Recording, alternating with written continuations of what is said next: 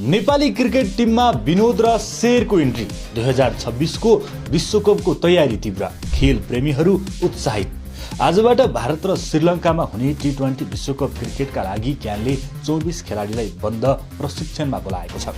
विनोद भण्डारी र शेर मल्ललाई पनि क्यानले बन्द प्रशिक्षणमा बोलाएपछि क्रिकेट प्रेमीहरू उत्साहित भएका छन्। विनोद र शेर नेपाली प्रिमियर लिग एनपिएलको पहिलो र दोस्रो संस्करणमा तहल्का मचाएका खेलाडीहरू हुन्। सुदूरपश्चिम रोयल्सका ओपनर विनोदले एनपिएलको दोस्रो संस्करणमा 264 रन बनाउँदै यो सिजनमा सबैभन्दा बढी रन बनाउने नेपाली ब्याट्सम्यानको सूचीमा दोस्रो नम्बरमा आफूलाई अटाएका छन्। नेपाली ब्याट्सम्यानको ब्याट खासै नचल्दा विनोदको ब्याट चलेको थियो।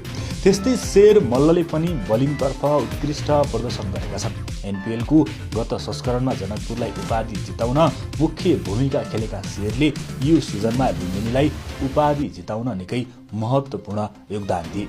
यो सिजनमा सन्दीप लामिछाने र मल्लले समान 17 विकेट लिएका छन्। शेरसँग टोली दबावमा रहेको बेला विकेट लिन सक्ने खुबी छ।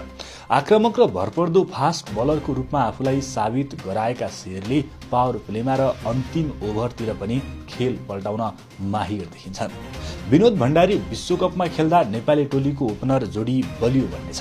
त्यस्तै शेर मल्ल टोलीमा भित्रिएपछि सन्दीपसँगै शेरले बलिङ पनि मजबुत बनाउनेछन्। त्यस्तै एनपिएलमा प्रभाव देखाएका ईशान पाण्डे, अविनाश बोहरा र प्रतीश जेसी पनि टोलीमा समेटिएका छन्। क्यानले केही दिनको क्याम्पपछि विश्वकप खेल्ने 15 सदस्यीय टोली घोषणा गर्नेछ। टी20 विश्वकप आगामी फेब्रुअरी 7 देखि मार्च 8 सम्म भारत र श्रीलङ्कामा हुँदैछ। नेपालले तेस्रो पटक टी20 विश्वकप खेल्दैछ। के एनपिएलमा शानदार प्रदर्शन गरेका खेलाडीहरू ईशान, विनोद, अविनाश, प्रतीश र शेर मल्ल विश्वकप खेल्ने 15 सदस्यीय टोलीमा पर्लान् त? तपाईलाई के लाग्छ? आफ्नो प्रतिक्रिया कमेन्ट गर्नुहोला।